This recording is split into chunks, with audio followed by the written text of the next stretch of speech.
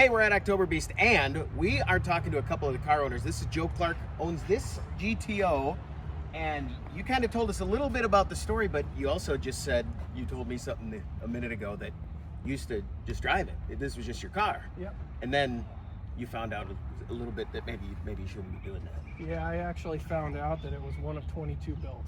One of 22 built. Yeah. Get it off the road. Yeah, I saw that on the sheet.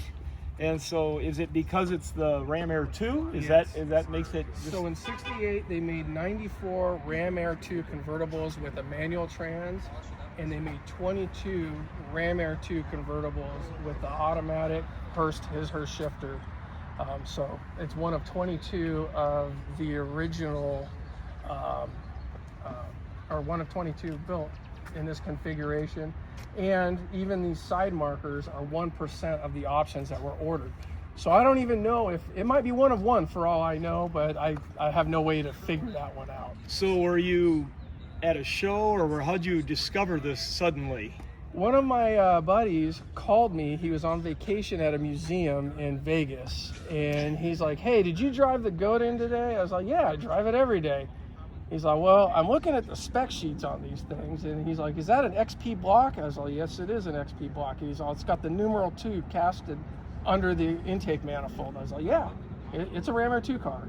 He's like, you know they only built 22 of those." I was like, "Yeah, 2,200 convertibles were built in '68." He's like, "No, 22 of those vehicles were ever actually built." And I was like, "Wow." So at that point, the paint didn't look as good as it does now. So the only thing that I've done to it for restoration wise is I stripped the paint off of it down to bare metal and repainted it.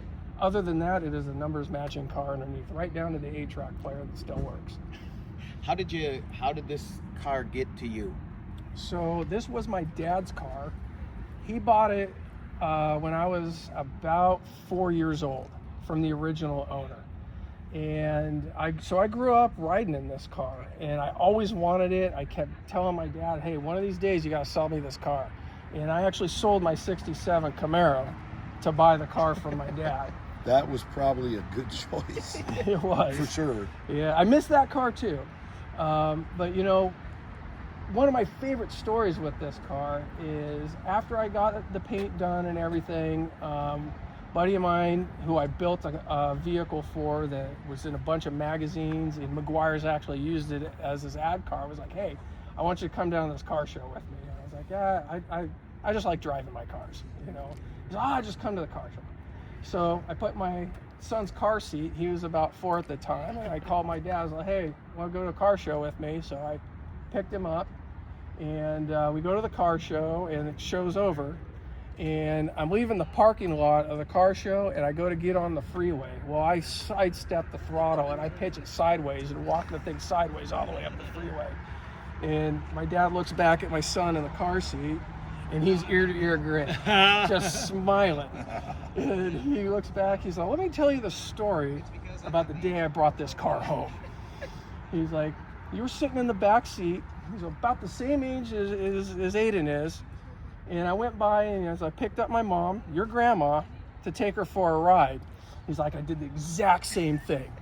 And she was screaming at me saying, "What are you doing? You got a kid in the car." And he looked back, same ear-to-ear grin. I love that story. On the car. So at some point, I hope my son does the same thing with his kid. Yeah, that's awesome. That's fantastic. So you've never done any mechanical work really, as far as? I've gone through, I pulled the engine out, and I actually detuned it, which, because I was driving it every day from the factory, the Ram Air 2s, they were 11 1/4 to 1 compression. I got tired of going to the airport and mixing avgas with my fuel Sure. to run the car every day. I was lucky for a long time that my neighbor actually was an aircraft mechanic, and FAA doesn't allow them to put the fuel back into a plane after they've drained them. So he had all these 50-gallon drums of avgas sitting around, and he's like, "I got to pay to get rid of it." He's like, "I'll get rid of it for free." You know, Get my octane rating up a little bit. Yeah, and so I ran it that way for a long time, and then when I was driving it every day, I actually dropped the compression, you know, just enough to where I can run it on street gas. Sure. That's pretty cool. How's it drive? Like it did, like a brand new car. Cool. And, I mean, it drives amazing. How many miles are on it? I think it's just over 74,000.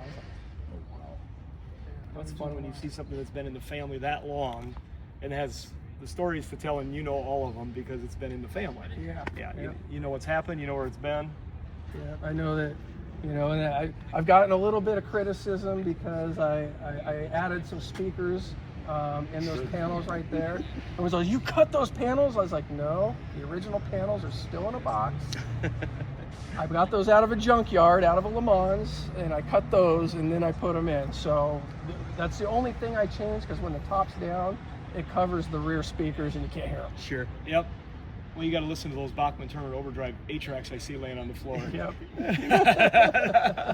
Yeah, they're getting harder and harder to find. Yeah. That's awesome. That's awesome. Well, thanks for telling us about it and showing us your car, You're man. very welcome. Thanks for being interested in it. Yeah.